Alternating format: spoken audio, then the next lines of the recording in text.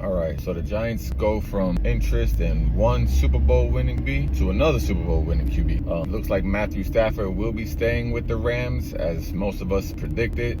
Seems like the Rams are just letting him go out there and test the market. It kind of reminds me of a Lamar Jackson free agency issue a few seasons ago and how Baltimore handled it. Before he signed, there was a little news out there of Aaron Rodgers interested in playing for the Giants, but it was kind of just look to the side, like, okay, cool, we're waiting on the Matthew Stafford news. Then the Matthew Stafford news comes out, and then Aaron Rodgers is the number one name in the Giants community.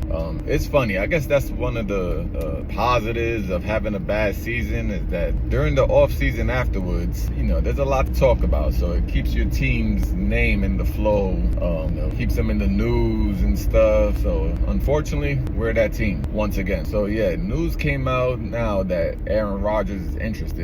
And honestly, I feel 50-50 about it. And I hear that from a lot of other Giants fans too, that like we don't hear. Everybody was more pumped up for Matthew Stafford, and that was, there was a high percentage that it wasn't going to happen. But we all seem to like that idea more. We all seem to enjoy the fact of even spending more money on Matthew Stafford. Well, not all of us, but a good fraction. So now with Aaron Rodgers, it's like, okay, he's a little bit older than Matthew Stafford. If we're going to compare the two, he's a little bit older, better career than Matthew Stafford.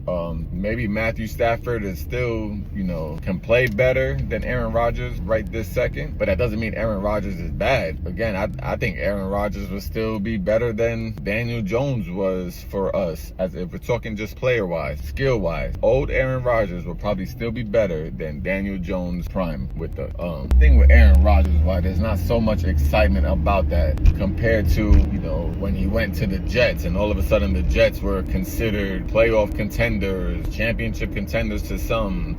That's pretty funny to think about now. But Aaron Rodgers does have a reputation. Aaron Rodgers does come with a lot of luggage. A lot of luggage that I think he's just way too old for now.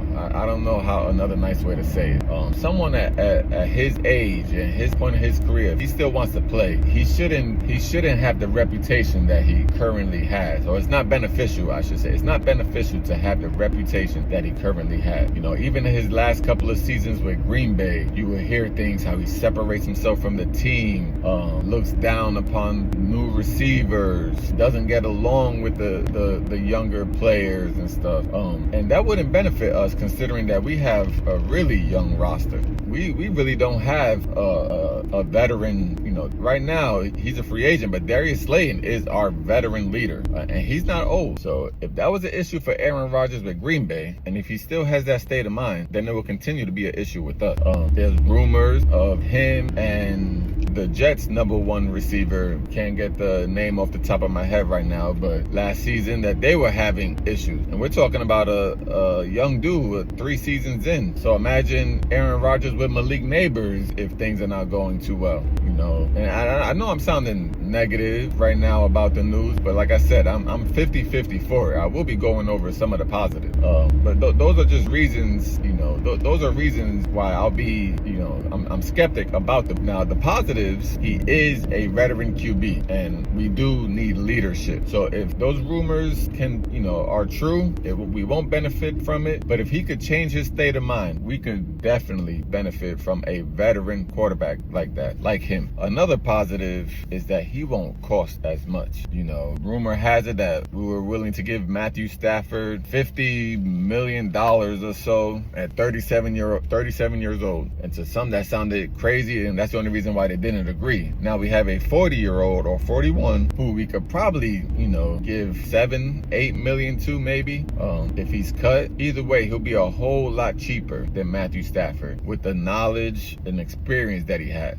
Last season wasn't nowhere near his best, but during the second half of the season, we see him play a bit better. Maybe his recovery from that injury from the season before. He is older. It does take longer to recover from injuries as you get older. He played behind, a bad offensive line with the Jets. Probably not as bad as ours. So he knows what to expect from a bad offensive line with us, even though I do feel like we will be improved in the offensive line. So another positive is, this this is just my opinion, but if we was to get Aaron Rodgers, we wouldn't have to worry so much about moving up a spot or two in the draft. If I was the GM, if I was Joe Schoen and Aaron Rodgers was there, I would stay at the 3rd seed. And if Cam Ward or if Sanders lands on that 3rd seed, then we could take them and they could play, you know, whether it's half a season, 3/4 of a season, or a full season on the bench.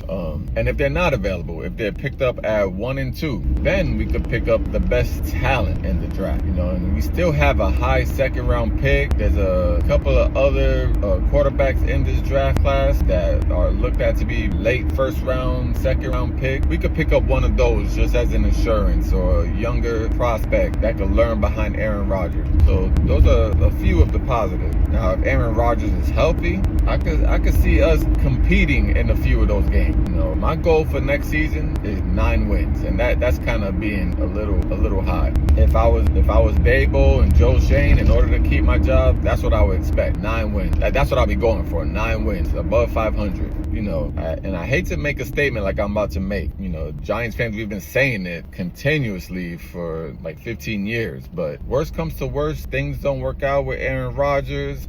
Next season is a repeat of this past season. Then we'll have a high draft pick again. Yeah. And usually when you look at the NFL, when you look at the pattern, it's like whenever the draft is low on quarterback prospects, the next one coming up is pretty high on them. This season, you know, this draft season, we hear a lot about Cam Ward and Sanders. And last year there'll be 2nd round picks, but the way the quarterback is in this season, they're considered to go at top 2. So if this pattern continues, that means next season there will be a higher or more higher prospects available. So I hate to have to think that way because it's like putting down the season that hasn't even started. Free agency hasn't even kicked off, and we're already putting down the Giants for next season to have the 1st round pick, have the top 5 pick in the 2026 draft.